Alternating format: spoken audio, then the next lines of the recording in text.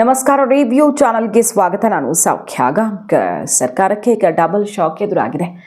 RB ತಿಮ್ಮಾಪುರಗೆ ಸಂಕಷ್ಟ ಈಗ ಬಂದೊದಗಿರೋದು. Audio out ಆಯಿತು, ಆಮೇಲೆ ರಾಜೀನಾಮೆಗೆ ಒತ್ತಾಯ ಆಯಿತು. ನಾನೇನು ತಪ್ಪು ಮಾಡಿಲ್ಲ, ಯಾರೋ ಅಧಿಕಾರಿಗಳು ಸಂಚು ಮಾಡಿದ್ದಾರೆ ಅಂತ ಹೇಳಿದ್ದಂಥ RB ತಿಮ್ಮಾಪುರ ಅವ್ರಿಗೆ ಕುತ್ತಿಗೆಗೆ ಬರ್ತಿದೆ. ಸಿದ್ದರಾಮಯ್ಯನವರು ಈಗ ಕಸಿವಿಸಿಗೊಳಗಾಗಿದ್ದಾರೆ. ಈ ಬೆಳವಣಿಗೆಯ ಬೆನ್ನಲ್ಲೇ RB ತಿಮ್ಮಾಪುರ ರಾಜೀನಾಮೆ ಅನಿವಾರ್ಯವಾಯ್ತಾ. ಈಗ ಮತ್ತೊಂದು ಕಡೆ DGP ರಾಮಚಂದ್ರ ರಾವ್ ಕೇಸಲ್ಲೂ ಕೂಡ, ಅಶ್ಲೀಲ ವಿಡಿಯೋ ಪ್ರಕರಣದಲ್ಲೂ ಕೂಡ ಮಹತ್ವದ ಸುಳಿವು ಸಿಗ್ತಿದೆ. ಸಿದ್ದರಾಮಯ್ಯನವರಿಂದನೇ ಶಿಸ್ತು ಕ್ರಮದ ಸೂಚನೆ.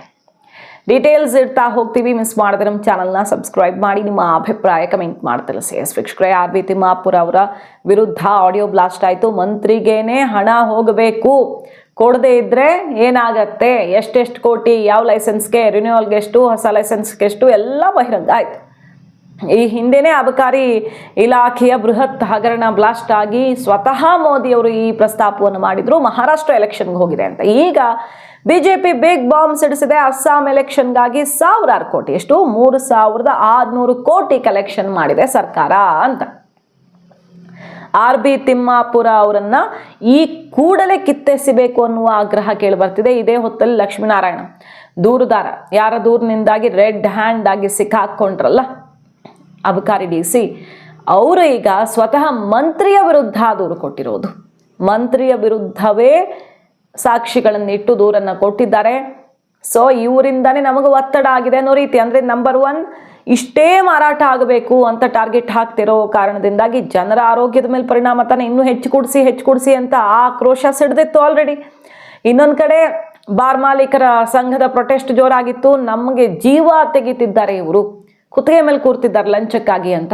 ಈಗ ನೋಡಿದ್ರೆ ಆಡಿಯೋನೇ ಬ್ಲಾಸ್ಟ್ ಆಗ್ಬಿಡ್ತು. ಸಾಕ್ಷಿ ಇದಕ್ಕಿಂತ ಏನು ಬೇಕು ಅಂತ ಹೇಳ್ತಿರುವಾಗ ಈಗ RB ತಿಮ್ಮಾಪುರ ಅವರ ಬುಡಕ್ಕೇ ಬಂದಿದೆ.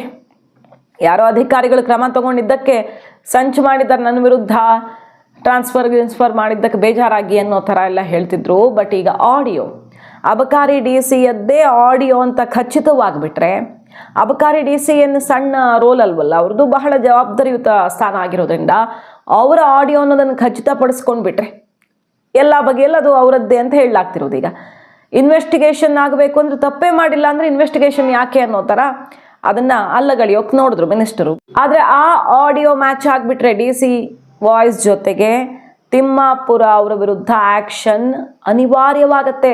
ಸಿದ್ದರಾಮಯ್ಯನವರು ಈಗ ಅವ್ರ ವಿರುದ್ಧ ದೂರ ಆಗ್ತಾ ಇದ್ದ ಹಾಗೆ ಅಬಕಾರಿ ಸಚಿವರಿಂದ ಮಾಹಿತಿಯನ್ನು ಪಡ್ಕೊಂಡಿದ್ದಾರೆ. ತಕ್ಷಣಕ್ಕೆ ಇದರ ಸಂಪೂರ್ಣ ಡೀಟೇಲ್ಸನ್ನು ನನಗೆ ಒಪ್ಪಿಸಬೇಕು ಅಂತ ಮಂತ್ರಿಗೆ ಮತ್ತು ಅಧಿಕಾರಿಗಳಿಗೆ ಸೂಚಿಸಿರೋದು. BJP ಕೂಡ ಮುಗಿಬಿದ್ದಿದೆ. ಇಷ್ಟೆಲ್ಲ ಆದ ಮೇಲೂ ಮಂತ್ರಿ ರಾಜೀನಾಮೆ ತಗೊಳ್ತಿದ್ರೆ 80% CMಗೆ ಹೋಗಿದೆ ಅಂತ ಅರ್ಥ ಮಾಡ್ಕೊಳ್ಬೇಕಾಗತ್ತೆ. 3,500 ಅಧಿಕ ಕೋಟಿ, ಅದಕ್ಕೂ ಅಧಿಕ ಕೋಟಿ ಮೊತ್ತದ ಹಗರಣ ಅಸ್ಸಾಂ ಎಲೆಕ್ಷನ್ಗಾಗಿ ಅಂತ ಈಗ ಜೋರ ಆಕ್ರೋಶ ಸಿಡ್ದಿರೋದು. ಸ್ವತಃ ಮೋದಿ ಅವರು ಈ ವಿಚಾರ ಪ್ರಸ್ತಾಪ ಮಾಡಿದ್ರು, ಅಚ್ಚರಿ ಇಲ್ಲ. 3 ಜನ ಸೇರ್ಕೊಂಡು ಇವತ್ತು ಲಂಚವನ್ನ ಪಡೆದಿರೋದು ರೆಡ್ ಹ್ಯಾಂಡ್ಗೆ ಸಿಕ್ಕಾಕೊಂಡಿದೆ. ಇವತ್ತು 750 ಇಂಟು 1.5 ಕೋಟಿ ಅಂತ ಹೇಳಿದ್ರೆ 1,225 ಕೋಟಿ ಲಂಚ. ಸರ್ಕಾರಕ್ಕೆ ಸಿದ್ದರಾಮಯ್ಯನಿಗೆ ಹೋಗೋ ಲಂಚ ಇದು. ಇಷ್ಟು ದಿನಗಳ ಕಾಲ ಅಬಕಾರಿ ಇಲಾಖೆಗೆ ಟಾರ್ಗೆಟ್ ಕೊಡ್ತಾ ಇದ್ರು. ನೀವು 30,000 ಕೋಟಿ ಕಲೆಕ್ಟ್ ಮಾಡಬೇಕು, 40,000 ಕೋಟಿ ಕಲೆಕ್ಟ್ ಮಾಡಬೇಕು, ವರ್ಷದಿಂದ ವರ್ಷಕ್ಕೆ ಕಲೆಕ್ಷನ್ ಜಾಸ್ತಿ ಮಾಡಬೇಕು ಅಂತ. ಈಗ ನೋಡಿದ್ರೆ ವರ್ಷದಿಂದ 2.5 ವರ್ಷದಲ್ಲಿ ವರ್ಷದಿಂದ ವರ್ಷಕ್ಕೆ ಟಾರ್ಗೆಟ್. ವೈನ್ ಸ್ಟೋರ್ ಹರಾಜ್, CL7 ಹರಾಜ್, CL2 ಹರಾಜ್, ಬ್ರೀವರಿ ಹರಾಜುಗಳು ಆಗ್ತಾ ಇದೆ. ನಿನ್ನೆ ಲೋಕಾಯುಕ್ತ SP ಅವರು ಅಬಕಾರಿ ಇಲಾಖೆಯಲ್ಲಿ ನಡೀತಾ ಇರುವಂತ ದೊಡ್ಡ ಭ್ರಷ್ಟಾಚಾರದ ತಿಮಿಂಗಲವನ್ನು ಬಂಧಿಸಿದ್ದಾರೆ. ಸುಮಾರು 2.5 ಕೋಟಿಗೆ ಬೇಡಿಕೆ ಇಟ್ಟದ್ದು ಒಂದೇ ಒಂದು ಲೈಸೆನ್ಸ್ಗೆ. ಸುಮಾರು 2,000 ಕೋಟಿ, ಇವೆಲ್ಲ ಲೆಕ್ಕ ಹಾಕಿದ್ರೆ 2,500 ಕೋಟಿ ಎಲ್ಲೋಯ್ತು ಹಣ? ಬಿಹಾರದ ಎಲೆಕ್ಷನ್ಗೆ ಎಷ್ಟು ಕಳಿಸ್ತೀರಿ? ಮಹಾರಾಷ್ಟ್ರದ ಚುನಾವಣೆಗೆ ಎಷ್ಟು ಕಳಿಸ್ತೀರಿ? ಈಗ ಅಸ್ಸಾಂಗೆ ಅಕ್ಕಮಿಟ್ಟಿದಾರಲ್ಲ, ಇದೇನೋ DK ವೀಕ್ಷಕರು, ಅಸ್ಸಾಂಗೆ ಎಷ್ಟು ಹೋಗುತ್ತೆ ಎಣ್ಣೆ ಹಣ? ಸಾಕ್ಷಿ ಕೇಳ್ತಾ ಇದ್ರು ಇಷ್ಟು ದಿನ ಕಾಂಗ್ರೆಸ್ ಅವರು, ಸಾಕ್ಷಿ ಕೇಳ್ತಾ ಇದ್ರು. ಇದಕ್ಕಿಂತ ಸಾಕ್ಷಿ ಬೇಕಾ? ಆಡಿಯೋ ರಿಲೀಸ್ ಮಾಡಲ, ಅದರಲ್ಲಿ ಮಂತ್ರಿನೇ ದುಡ್ಡು ಕೇಳಿರೋ ಅಂಥದ್ದು. ಇದ್ರ ನಡುವೆ ಮತ್ತೊಂದು ವಿಚಾರ ತೀರಾ ಮುಜುಗರಕ್ಕೆ ಕಾರಣ ಆಗಿದೆ. ನೇರವಾಗಿ ಸರ್ಕಾರಕ್ಕೆ ಕನೆಕ್ಟೆಡ್ ಅಲ್ಲದೆ ಇದ್ರೂ ಕೂಡ ಇಲಾಖೆಯಲ್ಲಿ, ಗೃಹ ಇಲಾಖೆಯಲ್ಲಿ ಏನಾಗ್ತಿದೆ ಅನ್ನೋ ರೀತಿಯಲ್ಲೊಂದು ಸುದ್ದಿ ಪದೇ ಪದೇ ಪೊಲೀಸರ ವಿರುದ್ಧ. ಈಗ DGP ರಾಮಚಂದ್ರ ರಾವ್ ಅಶ್ಲೀಲ ವಿಡಿಯೋ ಅವರದ್ದು ಅಂತ ಹೇಳಲಾಗ್ತಿರುವ ಆ ವಿಡಿಯೋ, ಅವ್ರ AI ವಿಡಿಯೋಸು ನಾನು ಕೇಸ್ ಹಾಕ್ತೀನಿ ಅಂತ ಹೇಳ್ತಿದ್ದಾರೆ. ಬಟ್ ಅವರ ಮಾತುಗಳಲ್ಲಿ ಅವ್ರು ಕಂಗಾಲಾಗಿರೋ ರೀತಿ, ಅವರ ಮುಖಭಾವ, ಒಂದೊಂದು ಸಲ ಒಂದೊಂದು ಸ್ಟೇಟ್ಮೆಂಟ್, ಒಂದು ಸಲ ಹಳೆ ವಿಡಿಯೋ ಅಂದರೆ ಹಳೇದು, ನಾನು ಬೆಳಗಾವಿಲಿದ್ದೆ 8 ವರ್ಷಗಳ ಹಿಂದೆ ಅಂತ ಹೇಳ್ತಾರೆ. ಅವರದ್ದೇ ಅಲ್ಲ ಅದು ಅಂದಮೇಲೆ ಮತ್ತು ಬೆಳಗಾವಿಲಿದ್ದಾಗಿಂದು ಇಲ್ಲದೆ ಇರುವಾಗಿಂದು ಕಥೆ ಯಾಕೆ? ಸೊ ಅವ್ರ ಮಾತಲ್ಲೇ ಅವರು ಸಿಕ್ಕಾಕ್ಕೊಂಡ್ರ. ಸಿದ್ದರಾಮಯ್ಯನವರು ಈ ಬೆಳವಣಿಗೆ ಬೆನ್ನಲ್ಲೇ ಕಟ್ಟುನಿಟ್ಟಿನ ಕ್ರಮ ಆಗತ್ತೆ, ಶಿಸ್ತಿನ ಕ್ರಮ ಆಗತ್ತೆ. ವಿಚಾರಣೆ, ಇನ್ವೆಸ್ಟಿಗೇಷನ್ ಏನೇನಾಗಬೇಕೋ ಆಗತ್ತೆ, ಶಿಸ್ತಿನ ಕ್ರಮ ಆಗತ್ತೆ. ಯಾರೂ ಕಾನೂನಿಗೆ ದೊಡ್ಡವರಲ್ಲ, ಎಷ್ಟು ದೊಡ್ಡ ಅಧಿಕಾರಿ ಆದರೂ ಸರಿ, ಸ್ಟ್ರಿಕ್ಟ್ ಆಕ್ಷನ್ ಅಂತ ಘೋಷಣೆಯನ್ನು ಮೊಳಗಿಸಿದ್ದಾರೆ. ಸೊ ರಾಮಚಂದ್ರ ರಾವ್ ಪ್ರಕರಣದ ಬೆನ್ನಲ್ಲೇ back to back drugs mafia ಮಟ್ಟ ಹಾಕೋಕ್ಕಾಗಿಲ್ಲ ಪೊಲೀಸರಿಗೆ. ಹೊರಗಡೆಯಿಂದ ಪೊಲೀಸರು ಬಂದು, ಮಹಾರಾಷ್ಟ್ರದವ್ರು ಬಂದು ಇಲ್ಲ ಅರೆಸ್ಟ್ ಮಾಡ್ಕೊಂಡು ಹೋದ್ರು. ಆ ಡ್ರಗ್ ಫ್ಯಾಕ್ಟರಿಯನ್ನು ನಮ್ಮ ಪೊಲೀಸರು ಕಂಡು ಹಿಡಿಯೋಕೆ ಆಗಿಲ್ಲ. ನಿನ್ನೆಯಷ್ಟೇ ಎಷ್ಟು ಪೊಲೀಸರ ಮೇಲೆ ಕೇಸ್ಗಳಿವೆ, ಕ್ರಿಮಿನಲ್ ಕೇಸ್ಗಳಿವೆ ಅನ್ನೋ ನಂಬರ್ ಇಟ್ಟು ಸಿದ್ದರಾಮಯ್ಯನವ್ರು ಗರಂ ಆಗಿದ್ರು. ಶೇಮ್ ಅಂತ ಸರ್ಕಾರನೇ ತಮ್ಮ ಗೃಹ ಇಲಾಖೆ ಅಧಿಕಾರಿಗಳನ್ನ ತರಾಟೆಗೆ ತಗೊಳ್ತಾ ಇರೋದು.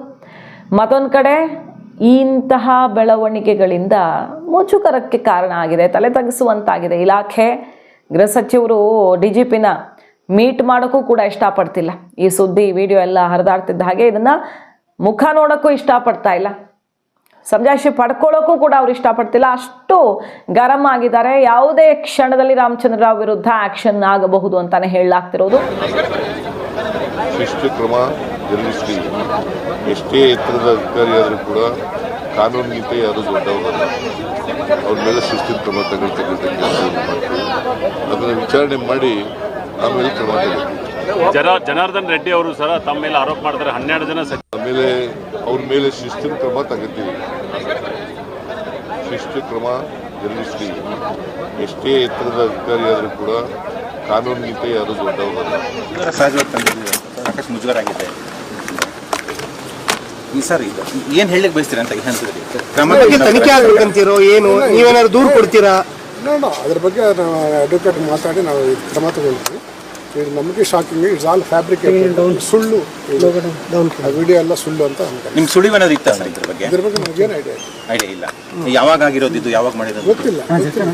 ಆಗಿದಿಲ್ಲ, ನಮಗೆ ಗೊತ್ತಾಗಲ್ಲ. ಇದ್ರ ಬಗ್ಗೆ ತನಿಖೆ ಆಗ್ಬೇಕಂತೀರಾ? ತನಿಖೆ ಆಗಬೇಕು.